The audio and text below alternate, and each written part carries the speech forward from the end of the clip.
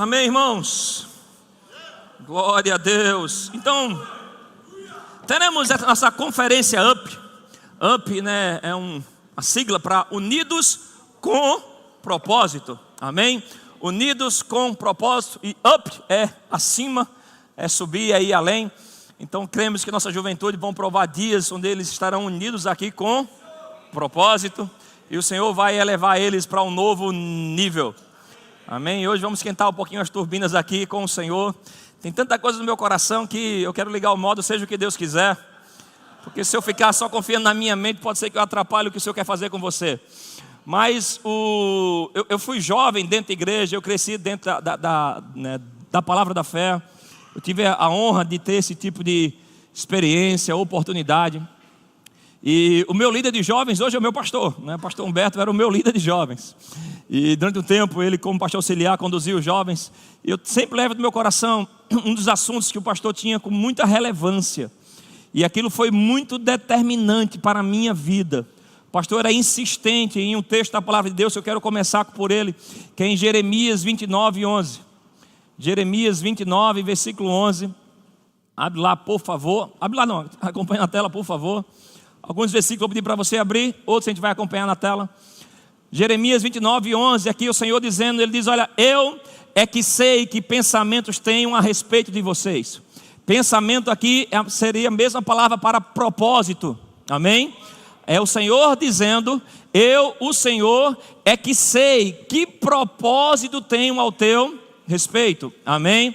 Pensamentos ou propósito de paz e não de mal. Aleluia. Repete comigo, diga, o meu propósito está em Deus. Amém? Mais uma vez, o meu propósito é sobrenatural.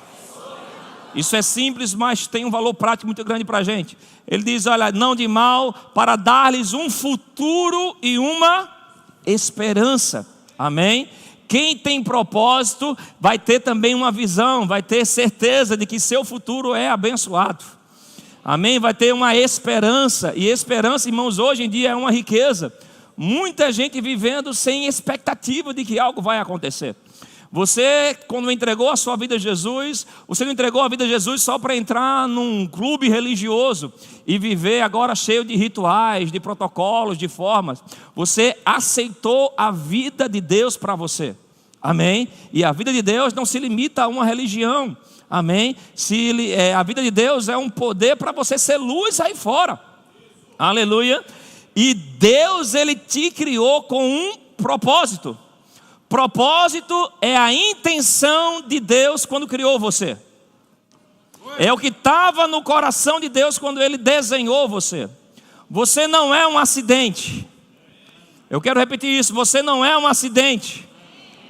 Você pode dizer, eu já conversei com jovens que na liberdade, na intimidade de conversa, disseram, Júnior, eu sou sim um acidente, eu sou fruto de um adultério, eu sou fruto de um abuso sexual, eu sou fruto de um pecado do meu pai. Ei, a maneira como você estreou aqui na terra não determina o plano que Deus tem para você. Amém? Deus tinha um coração, um desenho para você no coração de Deus. Alguém pode olhar para Jesus, né? Alguém que foi profetizado ao longo de milhares de anos, que um dia ele viria, as profecias se repetiam sobre ele, e no dia que ele veio, não tinha vaga na cidade. Se alguém parar para pensar, vai dizer, rapaz, erraram o planejamento, né? Nasceu na manjedoura, mas a forma como Jesus nasceu não mudou a grandeza do propósito que Deus tinha na vida dele. As circunstâncias pelo qual você nasceu, pelo qual você criou, não mudou o desenho que Deus tem no coração para a sua vida. Ele tem planos de paz para você. Ele tem planos de coisas grandes para você. Então, o teu propósito está em Deus. E Deus é Espírito. Então, a única maneira da gente acessar esse propósito é ter uma vida no reino do Espírito. Amém? Então Deus, Ele tem um desenho. O propósito também é uma solução para um problema. Tudo foi criado para resolver um problema. A cadeira que você está sentado, ela foi criada para resolver um problema de assento, senão estaríamos no chão. A luz foi criada para resolver um problema de escuridão. O microfone foi criado para resolver um problema de amplitude de voz. Amém? Tudo foi criado para atender, para ser uma solução de um problema. Quando Deus projetou você num propósito, Ele projetou você para você ser uma solução de Deus aqui na terra. tem um problema aqui na terra, tem um lugar, tem pessoas que você vai ser a resposta de Deus. Amém? Quando a gente falar sobre propósito, eu estou só construindo alguma base aqui, porque eu quero falar, na verdade, hoje sobre estar ungido para o propósito. Mas só te dando alguma base de entendimento. Quando a gente vai estudar à luz da Bíblia, a gente vai encontrar 3 tipos de propósito: o propósito natural, o propósito sobrenatural e o propósito eterno, ok? O propósito natural é a nossa carreira profissional. Jesus Cristo, ele veio para um propósito sobrenatural e eterno, mas ele foi aqui carpinteiro. Até seus 30 anos ele trabalhava, ele tinha, né, a sua mãe, seus irmãos para poder sustentar, pagar a conta, se alimentar. Então existe um propósito natural que é onde você está desenvolvendo sua carreira, sua profissão, o seu trabalho. Se o nosso Jesus crescia em estatura, em força, em sabedoria, você que também precisa crescer, estudar, ter uma carreira, ter uma profissão, ter um propósito de constituir uma família, morar bem, viver bem. Amém? O melhor evangelismo da terra é um crente abençoado. Aleluia. Então Deus se interessa que você tenha sucesso. O seu sucesso é importante para Deus. Amém? Uma marca de um carro, uma marca de telefone, se aquele aparelho começa a dar muito trabalho, problemas recorrentes, todo mundo vai associar aquele problema a uma falta de qualidade da marca, não é assim? Se todo mundo que tem uma marca de telefone, todo mundo começa a ter problemas, rapaz, é porque o fabricante é ruim. Então é importante que um produto dê certo para o fabricante ter bom nome, boa fama, ter honra, ter glória. Amém? Deus projetou você para ter sucesso. E o teu sucesso glorifica a Deus. Pessoas olhar para você e dizer: meu Deus, olha como ele é abençoado, olha como ela é abençoada. Ele estuda, é brilhante, ele trabalha, é brilhante. Onde ele põe as mãos, prospera. Aleluia, vão dar glória a Deus em ver você crescendo. Então é um propósito natural, é uma carreira que nós devemos estudar, trabalhar aqui na terra, está comigo?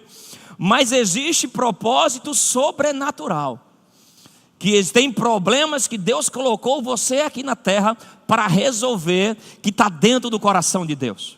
Amém? Daniel, na Bíblia, né, no livro de Daniel, no capítulo 1, nós vemos que Daniel foi um jovem que decidiu se consagrar e não se corromper com as coisas do mundo. Ele foi posicionado para trabalhar no governo, ele era alguém que tinha acesso, que exercia o seu trabalho, amém, na área do governo, mas através dele o nome do Senhor era glorificado. Através dele, amém, aquele estado que estava lá dominando sobre Israel, pôde ter um contato com o Senhor. Amém? Você pode trabalhar exercer sua faculdade, trabalhar lá na sua escola, no militarismo, na sua área de trabalho, mas existe algo que Deus quer fazer através de você, que vai tocar no coração de pessoas. É isso que nós chamamos de propósito sobrenatural. Amém? É algo que Deus quer fazer aqui no espírito, na alma das pessoas, e eu e você seremos colaboradores de Deus. Aleluia, colaboradores de Deus. E eu quero despertar você, provocar você, porque esse é um dos assuntos mais relevantes da sua vida. Porque o propósito, ele é importante para você avaliar a sua vida. A sua vida é boa? Baseada em quê?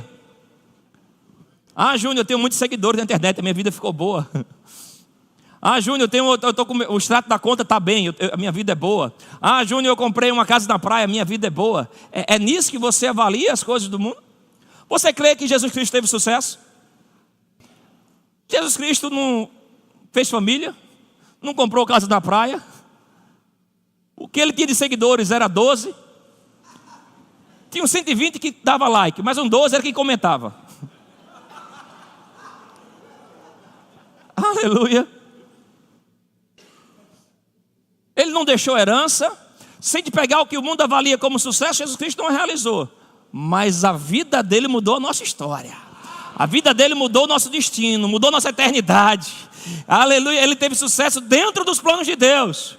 O nosso sucesso não está em atender à agenda do mundo. Cresça, irmãos, produza, brilhe, viva bem, more bem. Os meus aconselhamentos com jovens que vão casar, né, eu sempre repito isso para eles. Eles dizem: olha, vocês têm uma obrigação com o evangelho. Qual é essa obrigação? Seja feliz, arrebente, viva bem, more bem, viaje pelo mundo, coma nas melhores coisas, vista as melhores roupas, viva feliz para que todo mundo olhe para você e diga: valeu a pena se guardar em santidade. Mas o nosso propósito aqui na terra não é só ser feliz. Aleluia. Nosso plano aqui na terra, o nosso sucesso está em atender aquilo que Deus desenhou para você. E a Bíblia nos convida a descobrir qual é esse propósito. Volta lá em Jeremias 29. Oh, aleluia. Olha o versículo 12. Então, olha o nosso papel. Ele falou que tem os propósitos. E agora ele está dizendo para a gente o que a gente tem que fazer, ok? Ele diz, então vocês me invocarão. Se aproximarão de mim em oração. Deus, ele tem o teu propósito. E ele guardou nele. E ele agora está esperando se você tem interesse ou não. E ele está dizendo, olha, quer saber qual é o meu propósito para a sua vida? Quer saber o lugar que eu quero que você viva? As pessoas que eu quero que você toque? A mensagem que você vai carregar? A revelação, a unção que vai estar em você? Se aproxime de mim em oração.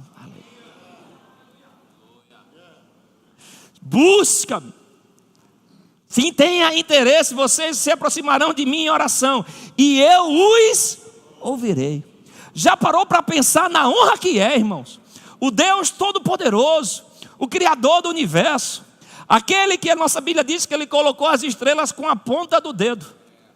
Com toda a tecnologia humana, nenhum terráqueo chegou perto de uma estrela ainda. Elas estão a trilhões de quilômetros da gente. E a Bíblia fala que Deus colocou cada um com o dedo. Essa fica aqui, essa aqui, essa aqui, essa aqui. Eu vou fazer um cruzeiro já para vocês terem uma ideia do que vai acontecer. E esse Deus Todo-Poderoso, que tem o mundo inteiro com problema para resolver. Trump aumentou as tarifas aí do mundo inteiro, está todo mundo nervoso. A China não sabe se vende, o Brasil não sabe se compra, está uma confusão no mundo. Aí Deus, que tem tudo isso para resolver, Ele decidiu parar e dar atenção a você. Se você perguntar, Senhor, eu quero falar contigo, o que é que o Senhor tem para mim hoje? E mesmo tendo todo esse poder, toda essa insignificância e todo esse tipo de problema, Ele é poderoso e atencioso para ouvir você, interagir com você e dizer, ei, eu quero ter um relacionamento contigo. Porque através desse relacionamento contigo, outros serão abençoados também. Aleluia, põe lá mais uma vez, por favor.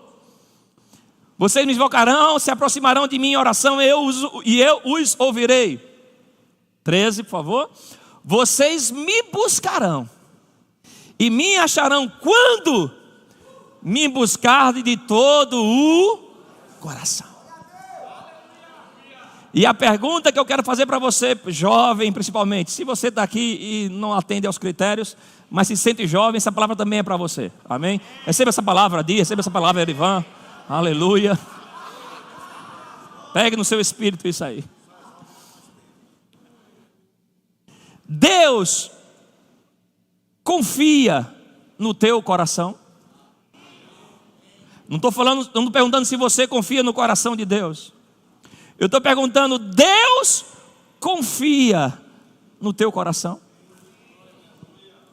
Porque o quanto mais Ele confia na sinceridade e na busca do nosso coração, é o que vai determinar do quanto de revelação nós vamos receber e do quanto de graça Ele vai depositar em nós. Aleluia. E ter um coração alinhado com o coração de Deus vai trazer sobre nós encontros com o maravilhoso Espírito Santo. Porque, irmãos, o nosso propósito está em Deus. Deus é Espírito, Ele é sobrenatural. Então nós vamos precisarmos ter uma comunhão com o maravilhoso Espírito Santo. O Espírito Santo não pode ser uma teoria para você, uma coisa distante, ou a gente imaginar que ele é como um vulto que vem sobre a igreja e cria um barulho maior do mundo. Ele é uma pessoa divina, ele sonda o coração de Deus e ele tem o que está no coração de Deus para revelar para você.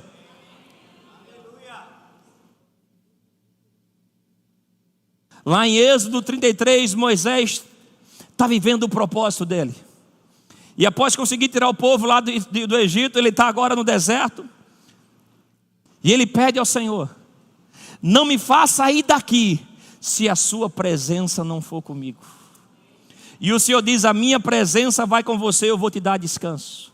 Você crê que Deus tem um plano para a sua vida? Meu irmão, quero te convidar a se interessar por esse plano, mas também tem um tipo de oração com Deus, dizendo: Deus, o Senhor tem um plano para a minha vida, tem um caminho para eu seguir, mas não me faça ir sem a sua presença. Eu quero ir carregado da tua presença, ungido pela tua presença, sendo guiado pela tua presença, abastecido pela tua presença. E é essa unção que vai liberar toda a capacidade de Deus para você viver o propósito. Você não vai conseguir viver o propósito de Deus na sua vida apenas baseado no seu diploma, a sua inteligência, o seu desempenho aqui na terra. Deus tem coisas para você que são incríveis, impressionantes, e às vezes não tem nada a ver com o que você está trabalhando ou estudando. Amém. Eu ralei para entrar no curso de administração, faculdade, Rebeca me ajudando, Rebeca paquerava comigo, me ensinando português, matemática.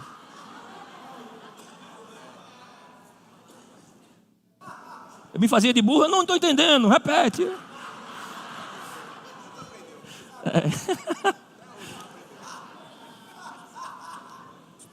Quando entrei na faculdade, o Senhor diz: olha, eu quero você no ministério.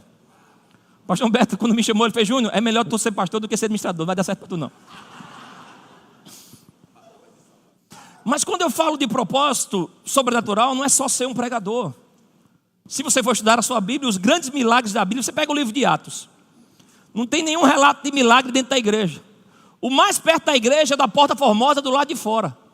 Eles estavam entrando na igreja, foi nem dentro, porque eles vinham, se abasteciam, se enchiam do Espírito Santo, para quando sair, liberar milagres lá fora. Teremos um grupo de pessoas ungidos, chamados para o ministério, mas teremos você aí que vai ser luz lá na faculdade, vai ser luz na medicina, vai ser luz dos direitos, vai ser luz no militarismo, vai ser luz no departamento público, vai ser luz das mídias sociais. Deus quer que você arrebente aí fora. E eu lembro de um momento da minha vida que marcou e mudou tudo. Eu estava dentro da igreja e já era aluno do Rema, escola bíblica, mas a minha vida era de altos e baixos. E o diabo tem um modo operante, né? Porque na tentação, qual é o modo operante do diabo? Vai que é bom, vai que é bom, vai que é bom. Quando você cai, ele vira de lado. Está vendo que não presta? Está vendo que tu não presta para isso? E aí ele te empurrava dizendo que era bom. Quando tu comete o pecado, ele vira de lado e começa a condenar, dizendo: você não presta para isso, você não é tão bom assim. Mais uma vez você caiu, você prometeu a Deus que nunca mais faria isso, e fez de novo. Essa voz que vem é a voz do diabo, soprando sugestões na mente. E eu era alguém que era muito pressionado por isso. Tentações, vai que é bom, vai que é bom. Quando caía, o diabo virava e dizia: rapaz, tá vendo? É melhor tu desistir disso. E era altos e baixos, mas permanecia dentro da igreja. E teve um momento da minha vida peculiar. O pastor Humberto tinha organizado para nós irmos para um acampamento de jovens lá em Arco Verde. Não tinha estrutura, não tinha telão como tinha aqui hoje, não tinha jogo de luz.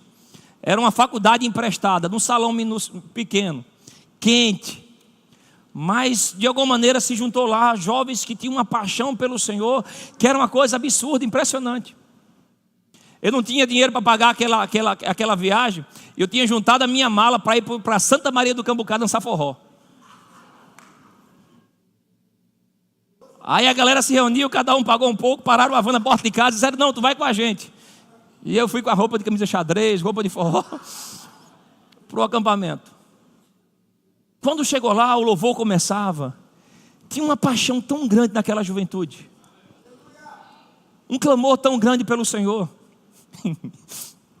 que um irmão, ele era lá de Boa Viagem também, que um mês antes, eu tinha encontrado com ele num forró da escola. A gente dançando, papapá, e bateu de costa um com o outro. Quando virou, ele lá com uma menina, eu com a outra, a gente ficou, né, quase que dizendo: Pai do Senhor, irmão. Pai do Senhor. E a gente dançando assim, desconfiado, olhando para o outro, meio que daquela piscadinha, como quem diz: se tu não contar, eu não conto. Né? Tu guarda o meu pecado que eu guardo o teu, né?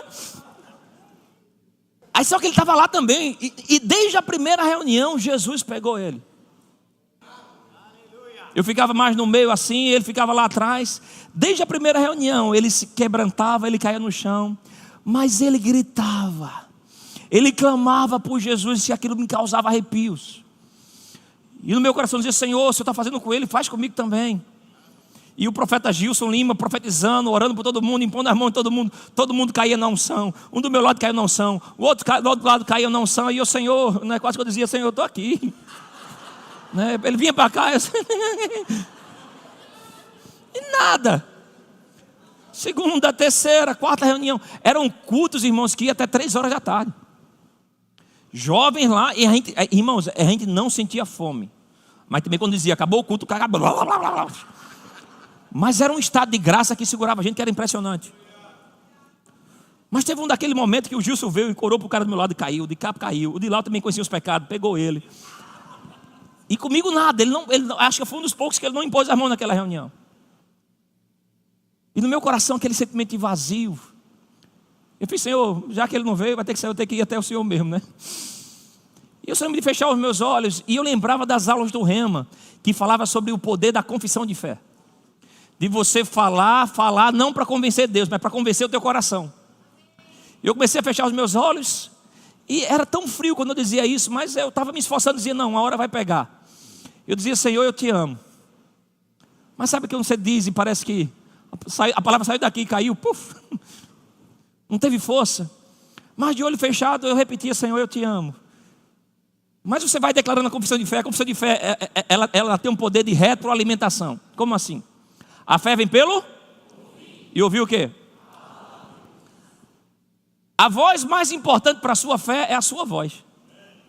Você fala, o seu ouvido natural ouve, o seu ouvido espiritual também ouve, vem para o coração, sobe a medida de fé, aí sai da tua boca diferente. Aí você ouve, vem para o teu coração, sobe a medida de fé, sai da tua boca diferente. E esse processo, é por isso que é importante você confessar e falar sempre fé. Ela vai se retroalimentando, entendeu? E eu falava: Senhor, eu te amo. Mas eu estava falando para convencer a mim mesmo que eu amava o Senhor, que eu não sentia nada. E eu fiquei alguns minutos repetindo isso: Senhor, eu te amo. Louvor já pode vir. Senhor, eu te amo. Senhor, eu te amo. E alguém empurrava, o diácono ajeitava, ia para um lado para o outro. E no meio daquele processo de dizer: Senhor, eu te amo, o Senhor me trazia na imagem 3 amigos que eu tinha da escola. 3 parceiros. A gente jogava bola, paquerava as boizinhas da época, fazia algumas traquinagens. A gente era muito boca suja, eu falava muito palavrão. E começou a me vir a imagem dos 3 caras. E aquele conflito interno, eu não sabia o que era a voz de Deus. Eu estava dentro da igreja, mas não tinha experiência pessoal com isso. E quando me vinha aquela imagem daqueles 3 caras, eu disse: Senhor, perdão aqui, pensando nos caras na hora da oração, eu disse: Senhor, eu te amo. Aí vinha, pouco tempo depois, vinha de novo a imagem dos 3 caras. Eu: Senhor, aquele conflito interno, eu: rapaz, sai da frente, eu quero falar com Jesus, vocês estão atrapalhando.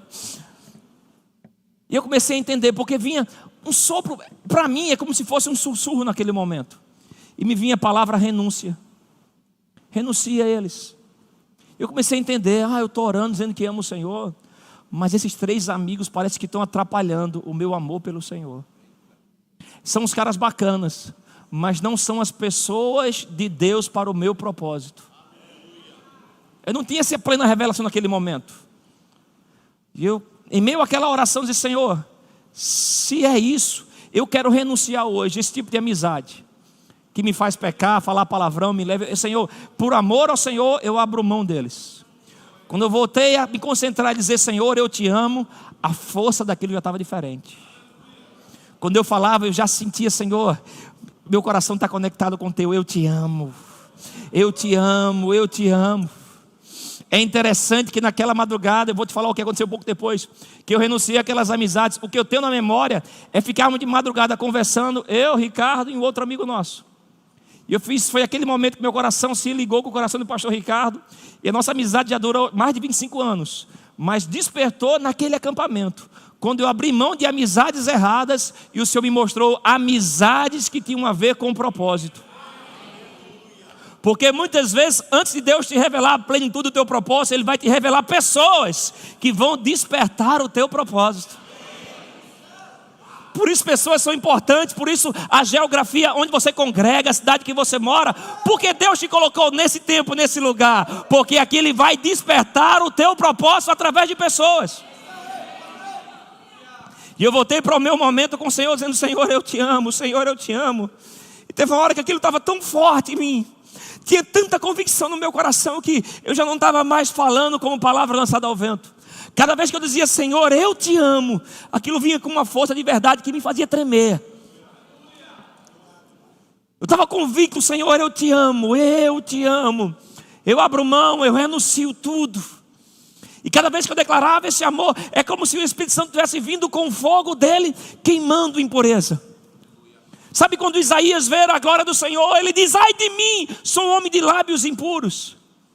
Naquele dia o Senhor tocou nos meus lábios também, para parar de vez de falar palavrão, para parar de falar pornografia. O Senhor tocou nos meus olhos para parar de ver coisas imundas. Era uma experiência que eu não estava lá desenvolvendo doutrina, eu só tinha um encontro sobrenatural com a presença dele. E a minha máxima revelação é dizer: Senhor, eu te amo, eu te amo, eu te amo. E teve um momento que eu estava tão envolvido com aquele amor por Deus, que eu só lembro de ficar um tempo parado, com as mãos levantadas e desfrutando aquele sentimento que estava dominando o meu coração. E pela primeira vez na minha vida, eu pude ouvir a voz do Senhor como se fosse uma voz que a gente fala de voz audível. Eu tenho aquilo tão forte entre mim que é como se alguém estivesse falando do meu lado. Sabe quando você fala alguém, você escuta uma voz, você procura alguém? E eu pude ouvir do Senhor dizendo: ei, Júnior, eu também te amo. Aquilo mudou o senso de propósito da minha vida. Eu lutava contra pecado, eu lutava contra tentações, e facilmente eu era derrotado. Mas após um encontro sobrenatural com a presença de Deus, eu entendi o que a Bíblia fala sobre jovens: você é forte. Por quê? Porque conhece a Deus.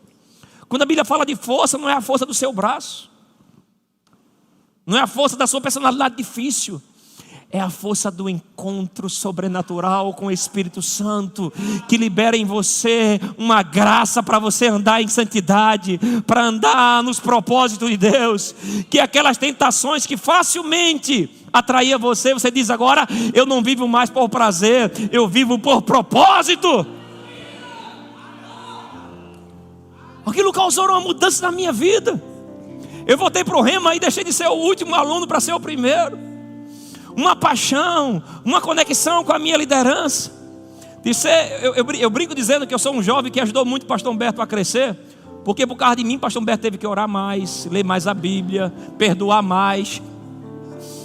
Mas após aquele encontro, o Senhor me mostrou que eu não estava ali só para ser um presepeiro, mas alguém que iria vivenciar um chamado. Nessa época o pastor trazia muitos ensinamentos, Jeremias 29, e eu comecei a entender que as grandes decisões da minha vida iam depender de um propósito. O que me fez escolher uma linda, graciosa, maravilhosa esposa foi o propósito. O que me fez ter amigos leais foi o propósito. O que me faz viver na cidade que eu vivo foi o propósito. Propostas vêm, mas Deus não te chamou para viver por proposta, mas viver por propósito. E quando você tem uma unção, uma experiência com o Espírito Santo, é interessante, começa a entender porque a Bíblia apresenta o Espírito Santo como um fogo.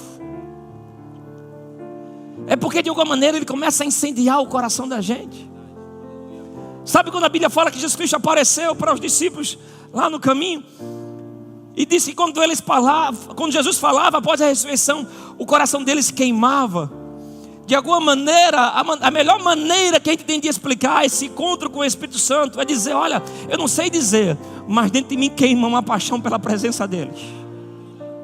Eu nunca gostei de ler. Eu fui criado dos meus 12 aos 17 anos na oficina de refrigeração. As minhas tardes era carregando ar-condicionado, abrindo motor de ar-condicionado com serra cega. Eu não tinha contato com livros, mas esse encontro com o Espírito Santo despertou uma paixão por conhecê-lo. E a Bíblia deixa de ser um livro religioso para ser uma paixão que norteia a minha vida. As maiores decisões da minha vida, eu investi horas lendo, meditando, ouvindo sobre a palavra, porque a palavra entrou na minha vida com um senso de propósito tão grande. Quando esse fogo pega você, falar para as pessoas de Jesus deixa de ser apenas uma obrigação religiosa, mas vira uma paixão no teu coração. Eu tenho paixão em pregar o evangelho. De onde veio isso? Deram uma injeção em mim? Não. Eu tive um encontro com uma voz que um dia falou para mim: ei, Júnior, eu também te amo. E essa voz liberou um fogo no meu coração, que incendiou a minha vida, e mudou a minha profissão, mudou o meu destino, me fez tomar as melhores decisões da minha vida, dentro do propósito. Porque a Bíblia fala em Romanos 8, 28, que todas as coisas cooperam para o bem daqueles que amam ao Senhor. Quem é que ama o Senhor? Ele diz: aqueles que são chamados segundo o seu propósito. Então, o da prova que ama a Deus não é só vir para o culto e dizer: Jesus, eu te amo. É quando você se rende e dizer: Senhor, eu quero o teu propósito na minha vida. Eu quero dizer a você hoje, já faz 25 anos essa experiência. Eu posso dizer para você hoje, não porque eu li isso em livros, mas eu vivi isso à flor da pele. Meu irmão, propósito é uma vida que vale a pena. Tem gente aí fora que tem um estilo de vida rock and roll, tem um estilo de vida esportista, tem vários estilos de vida musical, tem vários estilos de vida. Mas quando você tem um estilo de vida de alguém que quer viver os planos de Deus para você, eu posso te dizer: olha, é lá que está a tua felicidade. É lá onde estão as tuas experiências de oração. Quer ter oração respondido rápido? Comece a dizer: Senhor, eu quero viver o teu propósito.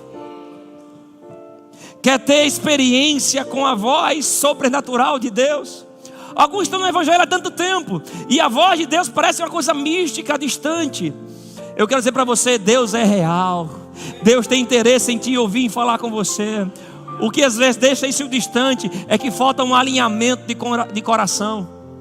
Porque para viver o propósito de Deus, você vai precisar viver uma rendição. Dizer: Senhor, eu quero. Eu abro mão, eu renuncio à minha vontade, mas eu quero a alegria de ter a tua presença em mim. E é interessante que Deus fala com Samuel, alguns estimam 12 anos, Davi 15 anos, José algo entre 12 e 13 anos também, adolescentes, jovens, e Deus os chama para viver um propósito. Mas Deus também fala com Moisés com 80 anos, dizer: ei, vem, vamos começar. O propósito não é só para quem está em início de carreira. Não importa a fase da vida que você esteja, Deus quer começar algo novo em você. Ele pode recrutar jovens, mas a Bíblia fala para quem está na velhice, é que na velhice dará ainda mais frutos. Então o propósito não é só para um grupo da igreja. O propósito é para quem ama o Senhor. Dizer: Senhor, eu quero a tua vida em mim.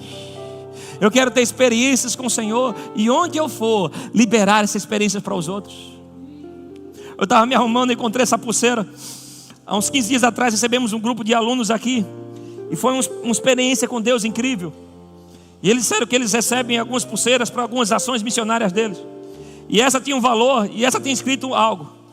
Ela diz: devemos ao mundo um encontro com Deus. Isso é de quem tem uma missão. Você deve ao mundo um encontro com Deus. Tem alguém no seu mundo que vai ter um encontro com Deus através de você. Tem alguém na sua família, tem alguém no seu trabalho, tem alguém no seu roteiro que vai ter uma experiência com Deus através de você. Agora você precisa estar cheio de Deus. Se render ao Espírito Santo, dizer: Espírito Santo, eu te quero. Você pode já ficando em pé, por favor. Dizer: Espírito Santo, eu te quero. Eu te quero, eu te quero.